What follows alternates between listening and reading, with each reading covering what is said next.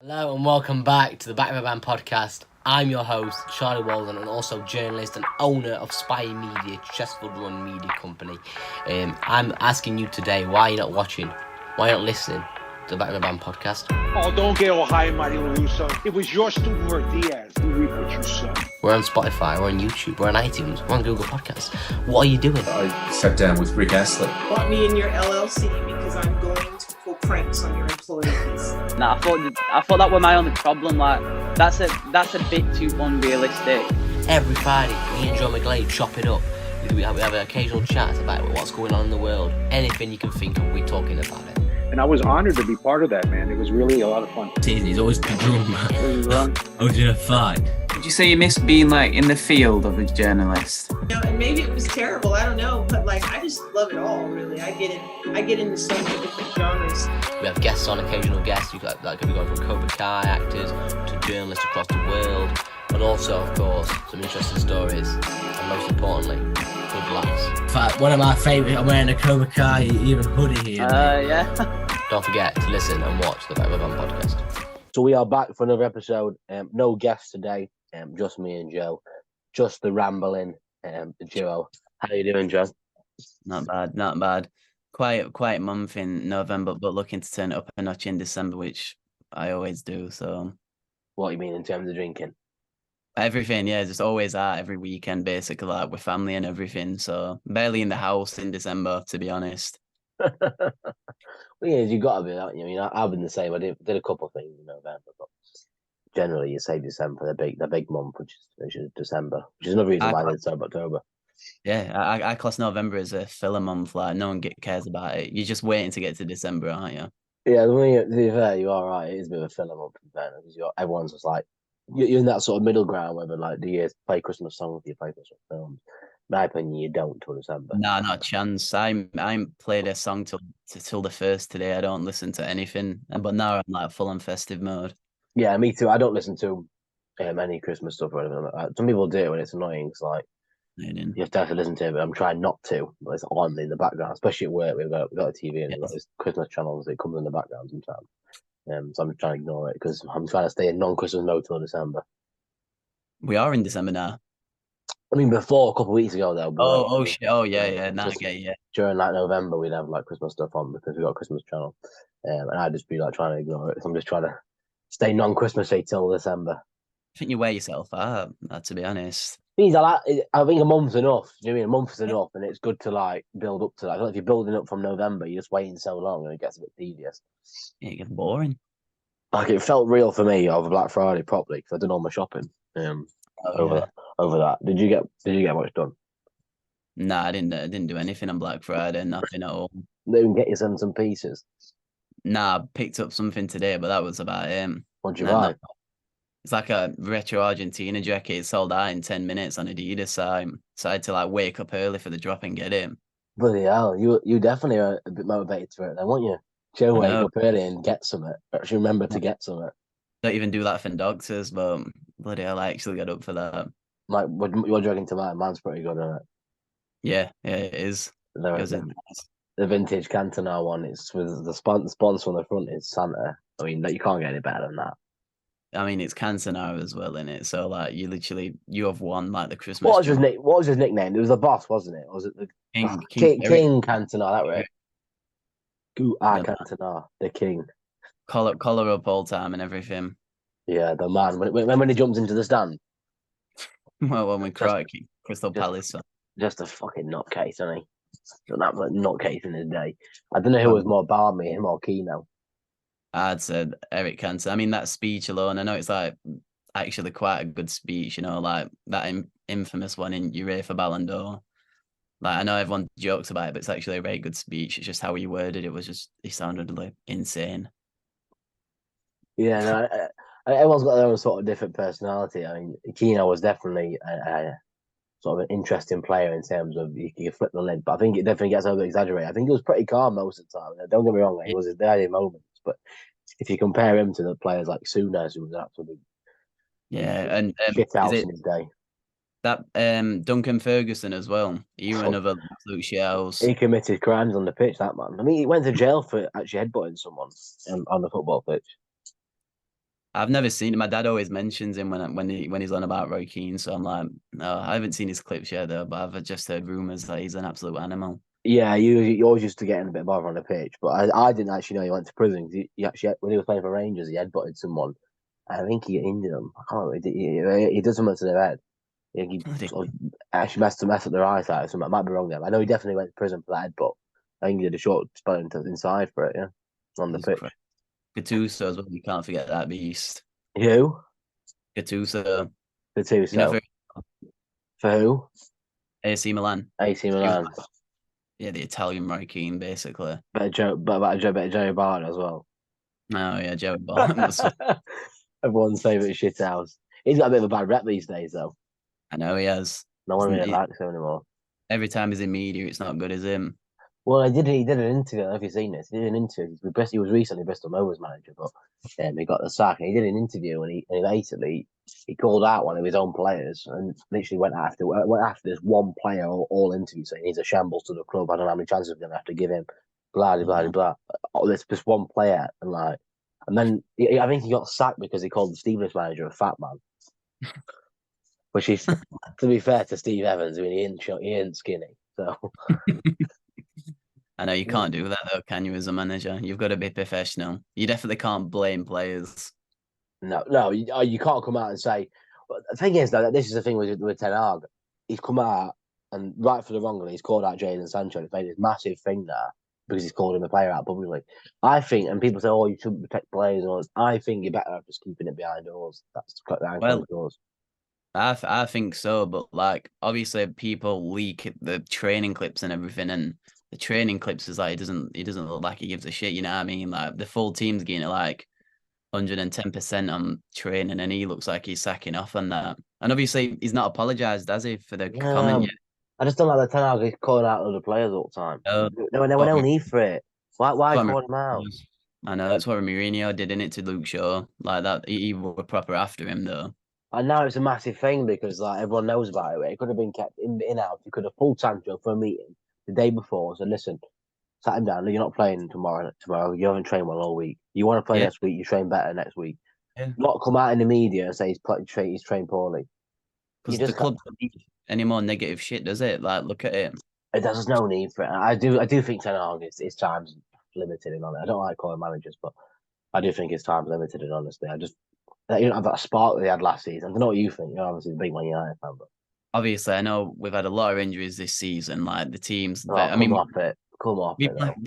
Johnny Evans at back, you know what I mean? And then obviously Kobo Mawani we weren't meant to sign Amrabat if Kobo Mawani were fit, and obviously he got injured, so we had to sign Amrabat. He's shit anyway. Now Kobo Mawani's back, thank God, and he's absolutely like looking good. And then like Rashford, I don't know what's going on with him. He's just not fully there. You can never rely on Rashford. He has one good season in a blue moon. And then three bad seasons. What did I say to you on one of these podcasts we didn't put out once? I should resurface this clip. I said Rashford should leave Man United. Man United should sell him 2 seasons ago. I said Man United should sell Rashford. He's not good enough. He's not consistent enough. They should sell him. I knew it. Are you fucking insane? Are you crazy? It's Rashford. And then last season, I looked a little bit silly because he played well last season. He won good numbers. But this season, he's proven me right because he's always the same. He has a good little few spell, and all of a sudden he goes missing. And I don't get it. I don't get you can do that. It baffles me. It's just Man United. It's just the clubs are messing it like full on. Like the club just needs like erasing and like obviously just restarting basically. Thing is, it's a part of it's the recruitment as well. I mean, some of the players they sign absolutely garbage. I mean, Mason Mount. I can't believe he's 60. Mason Mount for 60. He's abysmal. I'm sorry, he's shit. Honest to God, I've never liked him in football. I don't see what he does. Like, yeah. He was good for Chelsea in that first couple of seasons, and then last season he was absolutely terrible. And goals came from like all the bottom 6 sides. Like he didn't actually do it in big games. Like, yeah, it was a weird one. When I seen that Man United were going to sign Mason Mount, and it was overhyped like crazy. Oh my God, what a sign! Really, I knew Chelsea didn't want him. If he was so good, Chelsea would have tried to keep him and offer him a new deal. And he wouldn't have stayed. He's a homegrown lad at the end of the day. In fact, I'm just going to switch this up because I've just realised we're on speaker mode here. Gallery. That's going to look weird editing. But yeah, back on Gallery so you can see us both. I mean, for me, he just doesn't look any good. No, Doesn't look I any agree. good at all. Just don't see his spark, do you? No, I just don't see what he brings to the team what we already didn't have. Like I just don't get it. Like that's honestly, as soon as we signed him and getting him the number 7 shirt, which is obviously Man United's most iconic shirt number, Oh yeah. the thinking behind that even blows my mind even more. To be honest, I thought they were going to get Garnacho, which I still think they should have done. You know, I thought that. I seen a rumor that Garnacho were going to be the one who's taking it off Ronaldo because he was a big Man United, big Ronaldo fan, and they seen him as Massive. sort of the future of Man United. So when they give it Mount, I was quite surprised. I think what Ten Hag's seen in that one is Mount's quite a high press player. He likes to play the high press as a He player. do. Obviously, Ten Hag's obsessed with this Dutch high press style. This is all he wants to play: to sign Dutch players and play the high Dutch style. I'm sorry, what have the Dutch ever won recently? What have the Dutch Nothing. won recently? The Ajax The- are absolute. Ajax do nothing when they get in Europe ever. The only time, obviously, this recently Ajax is with Ten Hag in it in with 2019 that semi final against Tottenham. They didn't win it. First I place, know that's what second I'm saying. place finishes the same as last. I know, and then obviously that's Same it. Like class. Ajax are like I think they're 7th in Eredivisie now, and obviously they're at Europa League. So I don't get the obsession. I say this all the time. I said I don't get the obsession with this high press, this Ten Hag style, and there's different ways to play. Different that ways. that is that is the main level though, and you know goalkeepers now aren't meant really there to save goals, are they? They're there to distribute the ball. They're like it might be a bad term, but they're like kind of like a quarterback in football now because they kind of dictate the passes. You know what I mean? Like Edison's literally like the best I've seen. You know how he passing that ball. Yeah, He's like, Alisson's better. you think I think I Edison. do. I Alisson think will Alisson's start the at better Brazil as keeper. well. I think Alisson's the better keeper, but like Oh, it's the distribute. main distribution. Yeah, I Yeah, think I Edison. agree. Yeah. I thought you meant as keeper. Yeah, Alisson's a better keeper, but as distribution, I'd definitely go Edison. He's not really known for his massive shot stopping, is he? Really? No, But he's not. he's not shit though either. But it's just not known. Nah, he's there to pass the ball, really. You know. Talking about goalkeeper, I mean, this is a situation. I mean, everyone's been fucking talking about it. Aaron Ramsdale, and I don't know what he's done wrong to get out of the Arsenal side. I mean, what do you make of that? 'Cause I I don't know. never rated him. Never I rated thought him. I thought he was. Oh, I thought he was a camera keeper all the time. Really? Nah, never, Every time.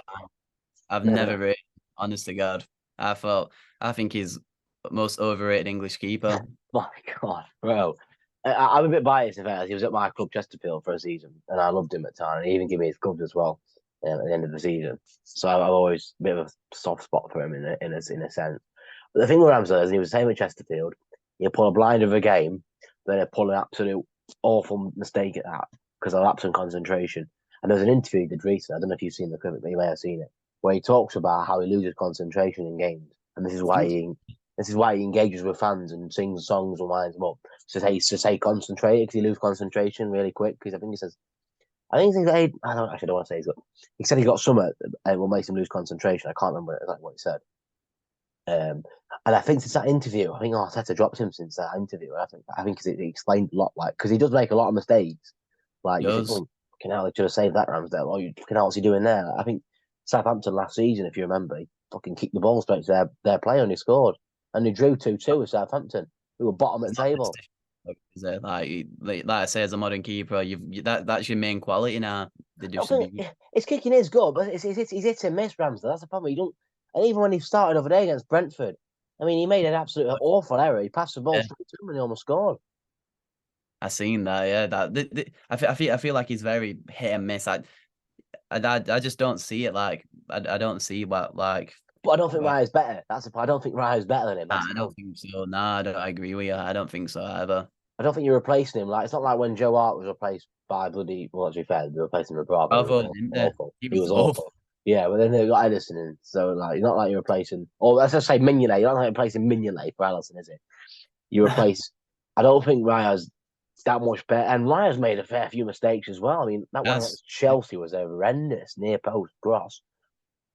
He has had it. He's not been playing well. I think if Arsenal get a new keeper and possibly a striker, we're looking at like a full-on complete Arsenal team now. Yeah, I think the striker's the main issue. I think the keeper they'll probably all right because Raya and Ramsdale are still top 6 keepers. I think they're still getting from the top 6 sides. I think Man United would take Ramsdale over Onana because Onana's very shaky as well.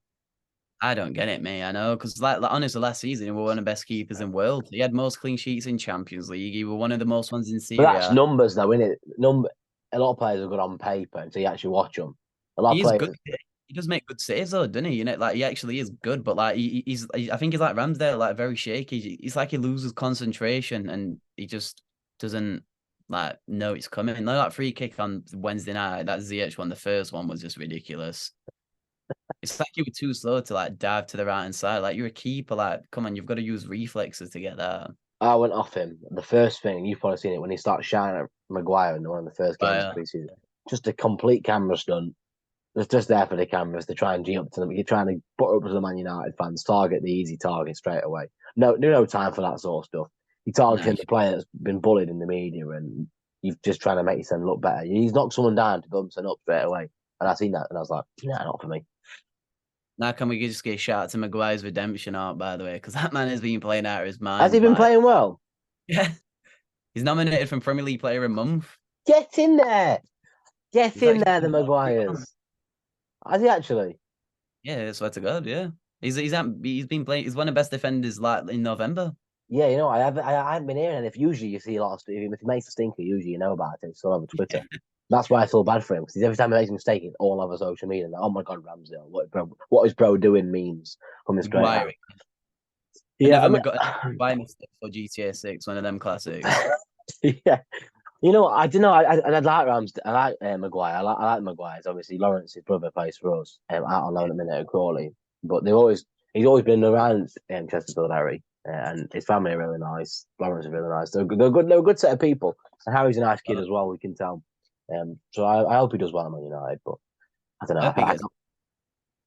I hope he gets a bit of redemption. But I think that's gone too far now. Where like, if every time be there, yeah. I still don't think he should be the number one choice. Yeah, it's gone too far. I mean, he's a good player. He's getting top 6 sides, but I just think he's at the wrong club in Man United now.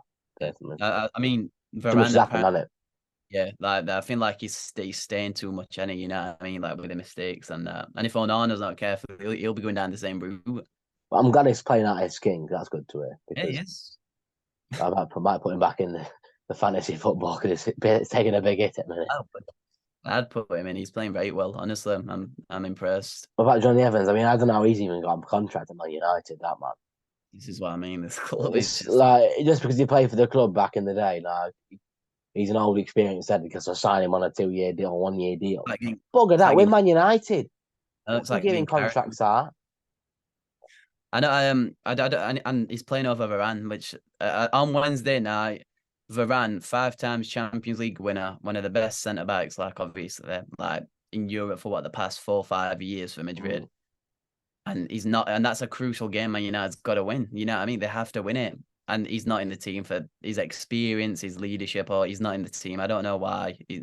To me, that is, I don't. Obviously, something's going on behind the scenes, but I don't get that. Varane should be starting any day of the week in them type of games. This is the problem. I think. Then I'll create a rod for his own back for some of the decisions he makes. You're keeping Johnny Evans in, you've got Varane on the bench there already, as you mentioned, his sort of quality, and he's not even in the team. I mean, there's been some sort of falling out. I'm sure I've seen a report. Apparently there has. Yeah, apparently Romano, who said he's fuming that he's been left out for Johnny Evans, which Johnny Evans. No offense to Johnny Evans, great defender in his day and had a good career, but it's Varane, bro. Varane is Rolls Royce for a reason. Like that's literally him. He's a Rolls Royce. And Johnny Evans is coming to the end of his career as well. That's another thing. Like Varane's obviously like past his peak now, but he's still 30 years old coming. Still got a few years kicking in him. Do you know what I mean? I think so. I mean, Lindelof is like, for me, I think he's too weak for the Prem. He always seems to get, a bit bullied all the time. It's another player that's been given too many chances. The problem with Man United is, and there's different other clubs, they'll keep the same players and trust the same players. The people like Rashford, people like bloody Matic, who were there for ages, who didn't get rid of him. Mata as well. McTominay, bloody De Gea, there were all sorts of players hanging on, bloody taking that Man United's bloody contract, getting a start. And it's a fact. The fact of the matter is, that's Man City. That's us. That's Liverpool. They'd be gone in an heartbeat. They don't mess about like that. Went like that, didn't he? João Cancelo said one thing to Pep, didn't he? And he was gone. He was out. He was out in about And he's shit now. If he's doing all right for Barca, actually. Yeah, I was about to say he's very good at minute for Barca. But he had a period where no one would touch him. Bayern didn't want him after that long spell. I think Man United even tried to get him, and then he didn't want to go to Man U. I don't blame the poor lad. Who would? I know the play. I love Man City's team. To be fair, I hate saying it, but their team is like, it's perfection in it. Like, I don't praise them. John Stones literally were like a great centre back, and Pep put him into CDM, and he was probably arguably the best CDM last season. Like, he was in, and then obviously he drops back into centre back. You know, when they're defending. Yeah. John Stones were unreal last year. Like that's what I think. That's what he's tried to do with Martinez, Ten Hag. You know, tried to make him that like copy him. Yeah, that's what everyone. That's what Trent. It's what Klopp did as soon as he did it, because he put Trent in midfield, obviously, and then he had 3 at the back, and then Trent dropped into right back. You know, when it was defending. That's what I like about Guardiola. He adapts. At first, it was the pass football and the high press. Then he changed things up, and now he has inverted full backs who come in and then go out. He always changes the game each year. Like, he changes it every year. Like, players adapt, and if they can't adapt, they're gone. And this is why I give praise to Kyle Walker, because Kyle Walker was one of the few left of that era, of the start of the Pep era, that played that style before, but now playing the new style. Even though Pep said he didn't think Kyle could play that style, Kyle's actually playing that style now. Smashed it, isn't he? Kyle Walker. He's obviously still one of the best right backs in the world. He's still like 33. Yeah, fair play to him. It's a good example of a player not kicking back at a manager, not giving him attitude. No media. Just cracking. Like, I know it's like, I think that's Wan-Bissaka. You know what I mean? He got called shit by Ten Hag, basically. He got dropped, didn't he, for mums? Yeah. For Dallas. Well, I think crap, by the way, as well. I rated Dallas at one point. He had a good little bit. There's another player, though, who's hanging on for the Man United contract way too bloody long. Get him rid. Not good enough, is it? Get him bloody rid. Wan-Bissaka wasn't good at, well, he was obviously defensively marvellous, but like attackively, and now I think he's like solid. I love Wan-Bissaka. I always have, but attackively now he's much better on the ball. And he's one of them who just trained, didn't go into the media, didn't call out the manager, didn't do anything. He just improved himself, and now he's back in the first team. The problem is with Wan-Bissaka, I feel like he's still a level below where Man United are looking in that position. He does get like caught out a lot and has to recover. A lot of his tackles are recovery tackles. Like, when players are sliding about in defence, it's usually because they made a mistake and the players beat them already. Yeah, no one gets around him though, did he? Like, that's the absolute bonus. Like, I don't think anyone's even in a 1v1. Like, honestly. But it's the other parts, isn't it? Not marking your man at the back post, and it's them other sort of parts where you're not watching your men. I would like Frimpong. I think he'd be absolutely perfect. Yeah, there's a few thing Man United is that they'll just get some 30, 29-year-old for 50, 70 million and just waste a load of money. Short-term option as usual. Like, we're Arsenal. I like Arsenal. They're not winning anything yet. They're close. You can tell they're close. They're building something. It's like the rebirth of Man City, which is just awful to see. Yeah. Yeah, it's true. You can see that Arsenal are very close to winning it. And I'm still in one mind whether they might win it this year. I don't know. I feel like they might come strong towards the end. City's team is just ridiculous. Haaland you can't bet against City, can you? Nah, but Haaland was the missing piece. And honestly, I think it's like the most perfect team I've seen. I can't even lie. It's just so good. They are just so good. And it pains me every time. There's a lot of financial fair play issues around them, though. Oh, I know. We know that. That's my problem. It just annoys me because I feel like they get away with so much at times. 115 as well, by the way. But it's all alleged, isn't it, and unproved. Yeah. But apparently, it's going to take them too long, so they've said. But it didn't take them long with Everton, did it? So that's been going on for a while. But I don't know. I feel like they made an example out of everything. I don't think they'll do anything like that to City. I can't see them giving City a -10 points or relegating. I wouldn't like to see them relegated. That'd be a bit harsh. Well, it depends how. It depends. I know you would. It depends how heavy the breaches are, and if they can actually prove the breaches. Juventus got relegated, didn't they, years ago? Like they won the Serie A and then got relegated. Like, and then it happened again, and then they flew through that league like it was nothing. Oh God, could you imagine if they was in Championship? They wouldn't lose a game. Nah, of course they wouldn't. They wouldn't lose a game. Haaland would be bagging 100. Never mind. Would 30. would Ireland stay if they dropped into the championship? Do you think? Would them players be staying? I think so. I think that team's like a full on like obviously Juventus kept all their players, didn't they? Like because Man United want Del Piero when they got relegated. That's who they wanted, and he stayed with Juventus. They kept Nedved. They kept who did they have up top again? I forgot, but they kept their entire team while they were in the Serie B. So maybe I'm not saying Man City players would, but possibly. Well, to be fair, if they win the Premier League and then next season they're relegated, they'll be in the Champions League and be playing Championship football. Probably win Champions League as well. Wouldn't Yeah, they? they'd be the first Championship team to win the Champions League. Never ever to ever be matched ever. That'll never happen. That would never be matched. They would do it as well. Like they would probably do it. God, that team. So they can play their reserve team and win that bloody thing. Listen, their reserve team. You know what I mean? The entire club. Players like Rico Lewis, what a baller, by the way. I know Cole Palmer, by the way, as well. What a baller he was before, obviously moved on to Chelsea. He's a main man at Chelsea now as well. I like him what he's doing there. He's looking good. Yeah, they love him. I think he jumped ship a bit too soon. I think he should have stayed on the pet for a bit longer. A season longer. Because you can't underestimate how good of a coach he is. I mean, he gets the best out of everyone he works with. There's no player he works under that doesn't get any better, apart from Bravo, who's actually rubbish. That was signing as well, wasn't it? That was one of the first ones. Yeah, he regretted that big time, didn't he? Did he sign anyone else? It was pretty weird. He signed a couple that Jack Harrison from Leeds. He signed, if you remember. Yeah, I think I remember him on FIFA. It was called like Nolito or something. He was left wing and he was number 9. Yeah, he was rubbish. Yeah, shit. Yeah, like he was terrible. He had a few experiments, didn't he? Yeah, that was like the only Bravo. They're the only 2 weird ones I can like remember. To be fair, actually signed that Pedro Porro as well. You know, was it Tottenham? He had him at City as well. I'm pretty sure. Very briefly. Pedro Porro is smashing it in it at Tottenham. Yeah, I like him. I do like him. I like Tottenham side a lot. I think they got those red cards against. Who was it against? Chelsea. Those red cards against Chelsea. And those injuries. He's just completely messed the season up now. Yeah, Madison's obviously massive, sort of course. Yeah, it's they were playing some great stuff at the start of the season. I had them on, but I knew they would fall apart because the squad's too thin. Yeah, it is. I know they ain't got but they don't spend money, did they? Even though they got all that for Harry Kane, they didn't like buy anyone, did they really? Well, no, I mean that's why Big Ange's done a great job because he's had limited shit to work with.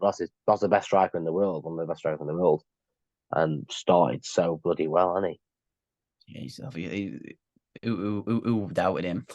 I mean, I did. Who, Harry Kane? No, not Harry Kane. Big Ange. Oh well, Celtic. He won the treble the season before, so yeah, but it's not with disrespect, but it's not the Grasser standards, is it? Nah, obviously it's not. It's like championship level. Yeah, so obviously he's a good manager. He just didn't. I think this is the problem with every Tottenham manager. They just don't have the facilities, do they? They don't have like a big squad depth, really. Never have I seen one. No, the best squad they had, and I don't know if you remember it. They had Vertonghen, Alderweireld, Dembele, what a baller. Kane. They had all them ballers in that Swan team. Ericsson. I think even Son joined during that period as well. Yeah, from Leverkusen, weren't him? And they had such a good team. They had a lot of depth, and I remember they played Arsenal. This is the best Tottenham side I watched. Played Arsenal at their old stadium in White Hart Lane. They smashed them about 3-0, 3 or 4-1. And it was just they smashed them a bit. Like it was under Poch. And I was thinking, this team could win the league. That's when they had that stripe down the side, innit? That kit, I remember. And they had Lamella, baller. FIFA icons, especially them. Danny Rose was actually good at that point as well. Danny Rose was very good for Tottenham, weren't he? Ben Davis as well down the left, they were good. He had Alderweireld, what a beast. Trippier at right back. Oh yeah, shit, yeah, Trippier. Such a good team. They had Walker for a period as well. That was before there was any good. Lloris, yeah. That team was insane. Yeah, what a team. Dali Ali, holy shit. It's such a shame that team didn't win anything because it was such a good team, wasn't it? Oh, well, like you said, you had Kane, Dali Ali, Musa Dembele and Eriksen behind him, then Lamella and Son on wings. Like, come on, holy shit. Musa Dembele is one of the most underrated footballers this generation. I was Honestly, watching he's his such a clips. player. The guy had no pressure, but like all them players don't. Like Busquets, like come on, like he's one of the best midfielders ever, but he never gets The recognised. Sheffield Busquets, Kean Richards. Yeah, they drag back. That man feels no pressure. No, but them players, they make it so effortless, don't they? Especially players like you mentioned there, Busquets and Dembele. Rodri as well, yeah. He's insane. And he gets his credit now, though, doesn't he? Because he's actually just ridiculous how good he is. Yeah, you get all them Twitter bloody morons that repost over that bloody same tweet. Like, doesn't have a card, doesn't have no tattoos. No, yeah, doesn't have social media. No, doesn't. No, it drives the Ford Focus or something like that. It was like he gives his blood and everything, doesn't he? Like for charity and stuff. Does he? Yeah. That's why he didn't have any tattoos on that, Rodri. Oh, fair play to him. Fair play to him. I like footballers like that, who sort of down to earth and modest. I mean, a lot of these footballers nowadays very sensitive. You can't say anything bad about them. They kick right off. So fickle. A bit like boxers in a sense. You say anything bad about them, it's like how dare you insult me? How dare you criticize me? Like, no, I just don't think you're any good. Nothing to do with you personally. You haven't fought anyone. They're all padded records. Yeah, like is this like Tyson Fury's fell out with Talksport, right? Because he said he's fought his last fight was warm lager. Well, look who he fought in his last fight before Ngannou. It was Derek Chisora, his mate, Delboy. Third time. His mate, Delboy, who has already beat up twice. He beat him an inch of his life last time. No one wanted to see it again. It was an absolute cash grab. That's the public's fault for falling for it, though, innit? Again. So, yeah, they called him out on that. And then he was giving Anthony Joshua really fake deadlines till 5 p.m. It's just an absolute... A lot of people have. I know I have, because I think he's just... No, he's a great inspiration. And he's gone through a lot. What he's done, but I mean, like, the boxing, like, we want to see... I know it's this fight with Usyk now has lost its hype because no one really cares. Like, because and we'll miss him when he's gone. Yeah, well, yeah. Like, the heavyweight division doesn't have anyone like that. But I think Usyk's hilarious just because he like doesn't understand English and just pulls faces all the time. Yeah, no, he is good. And I know what you mean about Tyson. I mean, I like him still, but I like him, but I feel like he's an idiot. That's what I'm saying. At times, he's an idiot. There's two sides to him, and there's one side where he's like, "You're a superstar. You are the best fighter, best boxer of this generation," and the other side is you are an absolute moron, lying out through your teeth. And you don't want to fight anyone. There's two sides in my head, and I can't decide which one I like, which one's him, and which one isn't. Sometimes I think the guy you are. It's all boxers, isn't it? Like they just don't want to fight each other. And I think a lot of it's like promoters lining their pockets as well. A lot. I'm not a fan of Wilder at all because he's got the most padded record I've ever seen in my life. he actually has. Like he's got the most padded record in boxing. Like, it's for Ortiz, a good fighter. Yeah, and who else? He fought Fury after Fury took 2 years off, by the way, and Fury still beat him. Yeah, I know what you mean. I would like. The thing is, everyone wants. This is what annoys me. You've got both fighting on the same card. Yeah, like, they fucking fight each other. Such a joke. No one wants to see Buddy and fight Joseph Parker. No one wants to fight Joseph Parker. But like, no one wants to see that. It's just boring. It's the only word for it at the minute. Boring. Until I know. Is it Denevi's Biddy? I can't pronounce his name, but he's middleweight. Canelo's weight. Benavidez, that's it. And obviously he wants Canelo. Apparently Canelo's fighting someone else. So he says he's gonna fight the last number 1 ranked contender, so Canelo can't duck him anymore. He says he's gonna wipe out the division, which he has already, apart from one person. And he says if Canelo doesn't accept me, I'm gonna wipe this guy out so he can't dodge me. Yeah, there's definitely a lot of dodging in boxing. I don't think it's to any fear. The boxers aren't scared of no one. Tyson Fury's not scared of anyone. That's great. I just think it's a matter of he knows he's got to go to a deep dark place when he fights Usyk. And does he want to go there? Does his team want him to go there? Do they want to get out? You know, to a former cruiserweight, someone smaller than him. Yeah, well, that's the thing. Yeah, it was. No one wants to lose that O, do they? No one wants to lose that 0. That's the thing with boxing. That fucking 0 makes such a big difference. I hate it. Like, it's not even asked by it. MMA, some best fighters have lost 10 fights. Usman, GSP lost 2, didn't he? And and Johnson lost like 4. Look at the Bronx. He lost loads. Oh, and Dubranks is like the man. Like Masvidal, he lost a few as well. Lost quite a few. 15, I think. 15, bloody hell. Yeah, quite a few. Masvidal his hype has come around in 2019. Yeah, he hit sort of lightning in the bottle in 2019, didn't he? I think everyone forgot that he wasn't actually like I think not saying world class is about. He wasn't like championship level. Let's say. Well, you saw that against Usman when he knocked him out. Just you look at what Colby and Usman did to him. Easy work. Different levels, weren't it? Easy work. Anyway, we're coming to the end of the first part as the Zoom meeting is coming to an end. So we're going to end this on sport, and then we're going to move back to part 2. Terrific. Well, this is probably going to be the last episode till the new year now, with Christmas being such a busy month. We've got a couple of good guests lined up for the new year, but I just thought we'd reflect on a couple of previous episodes. I mean, the last one was an interesting one. Obviously, a Conservative MP, Joe, politician, on our podcast, Duncan Baker, top man, by the way, really nice guy. I've got a really good person to go to for advice and help as well. It's a big shout out to Duncan. How did you find that, Joe? Speaking to a politician, I mean, he's not the typical politician, is he? That you sort of expect.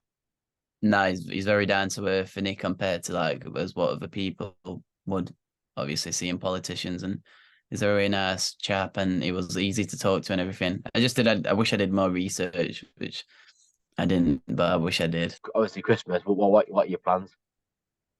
So tomorrow starts off. I'm going down to my auntie's. So Are you going to Ireland this month? No. Just who lives in Hull.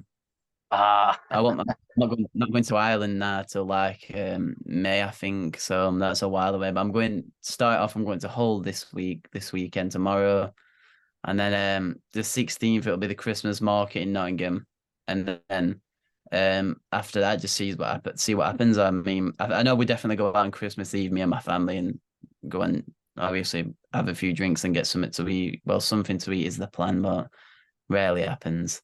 And then that's it. Usually just all having a few drinks and going out. That's about it. What do you ever go to that sort of island in Christmas? I mean, what's it like if you do?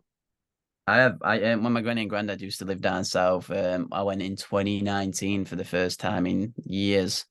And obviously, because they were like banging countryside, it were very quiet and very cold, but it were amazing. And obviously, that was like the last one I had with him, so it was a good one. And that's it. I haven't been over in Ireland for Christmas since 2019.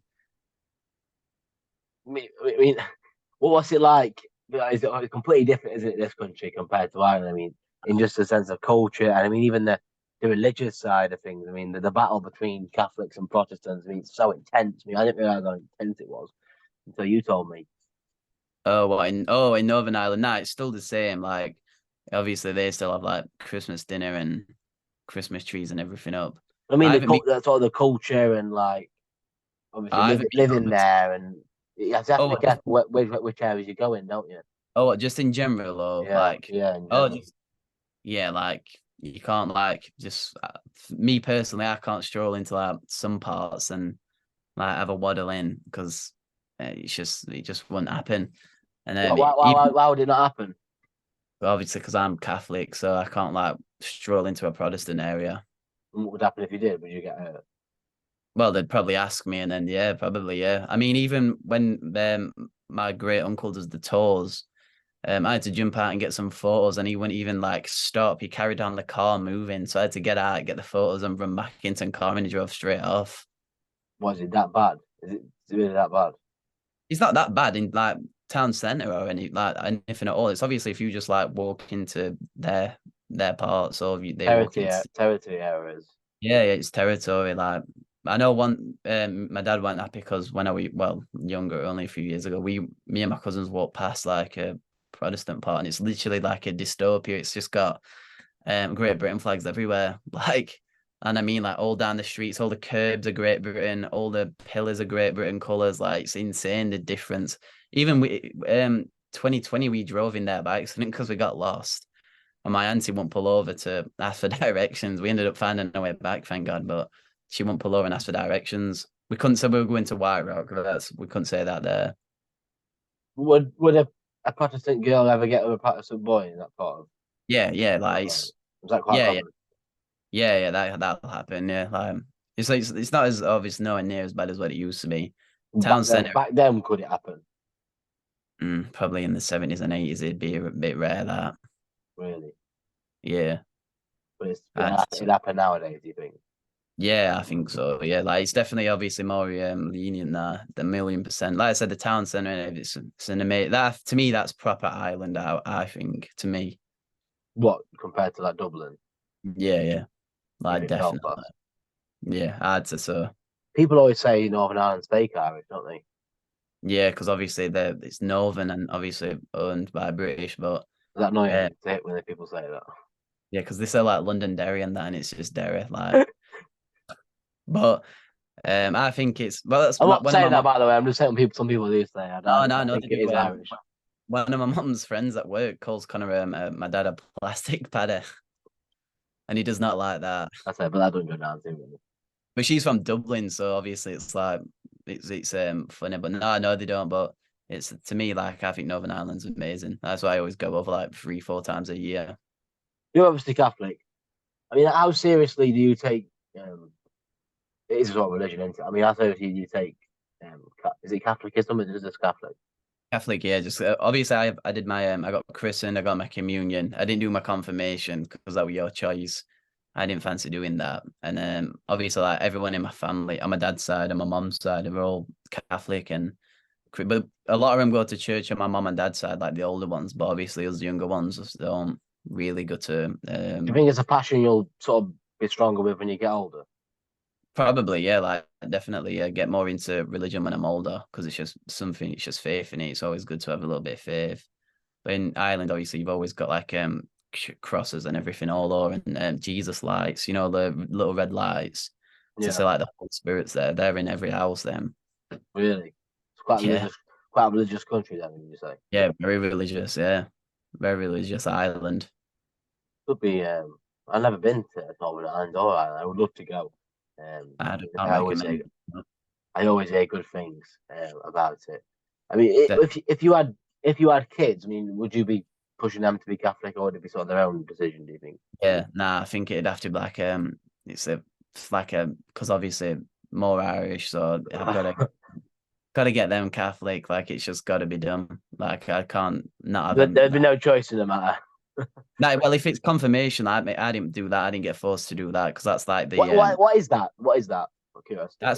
that's that's when like when you were a bit older and you can choose if you just want to like go a bit further. But I chose not to. I didn't. Ah, okay. And doing it, your communion's obviously your parents are like, come on, you've got to do it. But then the kids get a shit ton of money and everything, so it's a bit of a bonus. Well, that's true. Yeah, that's true. I mean, to be honest, it's I'm not religious. Never sort of have been. I don't know if it'll come to me later in life or not. I just don't know. I just don't think. I mean, the thing is, my way of looking at it is, if there was a God, I mean, I don't have a bad idea in religion or anything, but this is my perspective, and everyone's got their own perspective.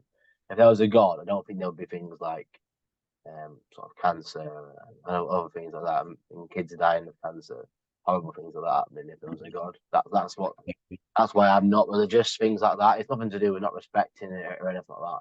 It's just that part of it just gets me a bit. I'm like, how can there be a God when I don't get that.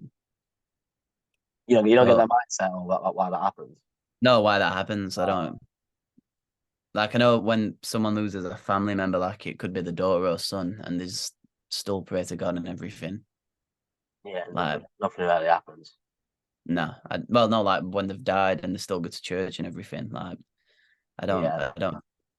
I lose faith, and that's why I don't believe. I've seen too many stories of people that are religious and things happen to family members, horrible things have happened, and they're praying to the God. And I'm not saying God should solve everything, but like when the kids are dying of cancer and stuff, like there's got to be, there can't be a God with that. And that's just my perspective, not to offend anyone in religious way. That's just my perspective. That's just how it is. Your kids would have to be Catholic then, you reckon? Yeah, like I say, don't have to do confirmation because I didn't, but definitely your communion, yeah. And what if, hypothetical, they turned around and said that, Dad, Daddy Joe. They're going to call you Daddy Joe. I want to change to Protestant. How would that react? Obviously it'd be a bit like a bit Fuming. awkward, but nah, it's just because my mom's not Catholic or anything, so Oh, is she not? I thought she was. nah, she's not Catholic, nah. So it's just my dad, and so obviously it's just like I think like an Irish thing, you've just got to get communion, sorry, and christened. Would you ever move to Ireland? I would move to Ireland, definitely, yeah. Really? I'd What, love it. live there full time? I'd live there, yeah. Definitely later in my life, yeah. I want to go and do the Atlantic Wave around there. You know, like it's a massive road and it literally just goes all the way around Ireland. Oh, really? I didn't know about that. Yeah, it's just a road and it goes all the way around the coast. You want to do like backpacking as well, don't you? Yeah, definitely. You reckon that's something the next year or so you're going to do? Because you Try- finish I up wanna- to uni, don't you, soon? Yeah, I want to try and do that in the summer next year, 1,000,000%. What, you just going to get... Are you going to do that on your own and just go around the world? Maybe not the world, maybe like a country, 1, 2, yeah. Hope. I'm not saying I am, but hopefully, like that's what I want to do. But if I do, Where would you go? Like, where would your ideal places be? I like Asia, so obviously it'd be like a bit of Japan, bit of Korea. Yeah, Hopefully, hopefully Thailand as well. yeah, that'd be on my bucket list. Thailand, sort of Bali, them sort of areas. I feel like at the moment they're fine. I feel like they're getting very tourist populated now. Places like Bali, and Yeah. stuff. Everyone's going. Thailand's very, with the moon party and everything, where you're not allowed to take your phone and everything on because it's like a massive party. What, really? Yeah, it's a very famous party. Like you're not allowed to take your phone or out, but like it's a proper mad party. Like, that's the reason you want to go. That. Nah, it's called the full moon party though. It's called the full moon party, so it would be good to experience that though. Could you like imagine yourself living in like hostels and stuff with other people and dating? Probably, yeah. I don't. I mean, that does mind. sound pretty cool, doesn't it? Those like you're meeting people from different countries, different cultures, different languages, aren't you? And then you'd probably end up like tagging along with them. That's how you make friends. And I do see a lot of travelers do that. And I'm like, I don't know how you got the confidence to do that. They just get a No. bag and travel the world. I mean, it's the lifestyle, isn't it? But I mean, I've always said too, I want my cake and eat it sometimes. Sometimes I want to be like full time journalist, completely set on that, nothing else. Yeah. And then sometimes I want to go travel the bloody world. I love like it's an hard in between. I agree with you. I couldn't like just get my bag and pick like to pick a country and like that's it. And then like just go from country to country like that. It's cool though, because like you see these people, they just go and they live off a little percent amount of money, and they just go everywhere. They go bloody everywhere, and they find a way to make money and live their life. I just think it's a great way of living. Be amazing. I can't even lie. Imagine the stories you can tell as well when you're like 30 and like I traveled the fucking world. I've been everywhere: Bali, Australia, America, Thailand. The proper places as well, not tourist traps. Like the proper places. Yeah, that's what I want to do. I definitely like. I'm 20 that minute, 21 next year. It's something I definitely want to have started to make progress on by 24. I'll be disappointed if I haven't by 24. Yeah, I don't know about yourself. You're 23, aren't you? Yeah. Well, we always minus 2 years for you because you missed out. I was a bit delayed, I know. A bit delayed in your 18 years. So you're 22. Basically. 22, 21. So you've still got a bit of time. But I think next year will be perfect. You finish uni, don't you, next year? Yeah, that's exactly what I'm going to do in summer, 1,000,000%. Try and tick off 1 or 2 countries next year. Like, I don't know, but definitely 1 or 2, 1,000,000%. If you have to go to one country now, flights paid for a week, where'd you go? Japan. Japan, really? Yeah, I love Japan. Okinawa to see the Cobra Kai set. I'd You're go and great. see. Oh man, holy shit! I'd see Osaka and everything. Like, just go and see the countryside. Like, obviously, because there's still like loads of old villages and everything. Like, there's even a village what the water's that clean in the gutters. It's full of carp. Really? Yeah, which would like be pretty The cool. sushi would be pretty cool over there. I know the food would be immaculate. Ramen, dub. Things, but whenever you go to these different countries and you try their food, it's absolutely impeccable. Especially if you get the right places. I mean, when I went to Italy, and we went to some of the food places, it's absolutely unreal. When you go to like the proper Italian ones. Yeah, you can't compare, can it? Because they know how to cook it. You're not going to like Frankie and Benny's, are you? Which is you're going to a proper Italian. Thing is, you'll never. It spoils food for me now because I can't eat pasta and pizza the same because all I think about is it's not Italy. It doesn't How taste nice anything like it were. Italian. You are. How nice it were there compared to over here. Oh, mate, honestly, you'll never have better food. That's like if you go to Italy, wait because it'll ruin food for you. It will ruin food, especially Italian food. There's no chance you'll ever get any better food anywhere you go I'll, than Italy. I'll just stick to the McDonald's there then, so I don't ruin it. Well, the first meal we actually had in Italy was in Hard Rock Cafe. It wasn't even Italian. We just got off the plane and they're like starving, freezing cold. Oh, Joe seems to have cut out. Oh, hang on. I'm back. I've What returned. happened? Someone came in. They always do, don't they? Oh, another blunder. Yeah, I'm gonna keep it in because it's just funny. Remember last episode with Ben Kelly when his dad come in, didn't it? Hello, why don't you just answer him, Joe? Go on, mute and answer it. Well, because like it was something stupid. Like, you know what I mean? Like, I'm not answering when it was something stupid. It's mad, the arrogance, isn't it? The arrogance. Like, if Riley can't get in, the door's locked. Obviously, that was it. Was that the question? Yeah, that was it. So I didn't answer. How can you call your dad by his name, by the way? How do you not call him dad? Sometimes? I just heard him when I was younger. My mum called him that, and it just like stuck with it, and that was him. It sort of stakes. Because I always get confused when you talk about our mate Connor sometimes, your dad. Oh Just, yeah. don't forget No, that. no. Yeah. People said that, yeah, loads of times. Yeah, I just call him because, like I say, I had my mum call him a few times. And How does he react when you used to say it at first? nothing. I don't think. I just remember you forgetting them really quick fire questions in our Duncan Baker interview. I know. This man, I messaged him before. I was like, Joe, we're gonna do some quick fire questions at the end. Write down 5. And I come to the end. I was like, oh, Joe, I bet Joe's got 5 banging questions to us. So I put him on the spot. I was like, oh, yeah, Joe's got 5 questions for you now. And I looked at Joe's face and I could just see that panic. I was like, oh, he hasn't got any. I was like, oh my god, this man, he's something me out to try. I did have them, but they're on my iPad behind my phone, weren't they? You liar! You absolute liar! Absolute liar, man. There were no questions on there, was there? They weren't. I had to make. He's like, oh, I was just get him on my iPad, didn't move anything. All of a sudden, he's pulled one out of the bag. In it, pulled some crackers out. I know you think it was a joke. You have to remind him about 50 times to do something, then he remembers to do it. I do forget all the time. It's quite You like today. I didn't tell you, did I? Like, oh, I don't know if you've seen it in group chat. My card wasn't working on bus, so I went down to the shopping bank machine to get a tenner out to break into it. I've only gone and left tenner in bank machine, and I. Oh my god! He lost a tenner. Yeah, It swallowed a tenner. well, I think someone grabbed it behind me and bought himself a jacket and some coat. Of course, mate. They'd be straight behind you. Well, I would. They would have took that, taxed that straight away. That's theirs to have. I wouldn't blame him. I found £20 on the street of a week and ran off with it. Oh, that's karma in it for. Exactly. I thought that as soon as it happened. I always think everything happens very easy. Like you do something, and then something happens from that. I mean, obviously, my first job, I left my first job, and all of a sudden I was in journalism job. Oh, you did, didn't you? Yeah. Yeah, I walked out of my job for a good reason. It was walking out. Walked out of my job, and then ended up in a bloody journalism job like next month. Your dream job, like literally. Yeah, That was a sign. It just shows. You out? A gut feeling. A gut feeling. Yeah, there's something that's going to come along. Right, before we end this podcast, then we'll do, as soon as we started with football, we'll end with football. Man United season, where do you see them finishing in this campaign? Winning the league. Realistic aim. Top 4.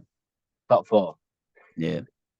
I think they'll probably get Europa League this time round. God, I hope not. Them Thursdays are rough. Because you've obviously got Man City, Arsenal, Tottenham, I think will come back. Liverpool as well. Brighton. Newcastle. Yeah, it's too tight. Man United Chelsea is Chelsea. There's so many teams. Tight top 8 that now. Yeah, it is. It's no longer just the big top 4 that get it every single season. No, literally going to rotate every season now, isn't it? Changes every time. And this is the final one. It needs to be touched on as well. Aaron Ramsdale, does he finish this season at Arsenal, or does he move in January?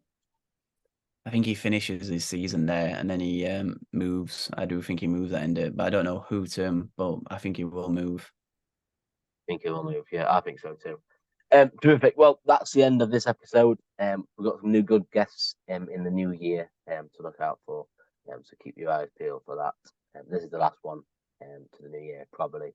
Unless we squeeze some in, but it's doubtful because Joe's on a bender of the weekend now till the new year. Oh, I think on the time I'm free is next week now, to be fair.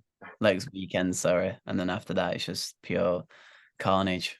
He's here, there, and everywhere. Well, if you enjoyed this podcast, like on YouTube, subscribe to our channel, and drop us a rating on Spotify. Merry Christmas. And a Merry Christmas as well. Last one.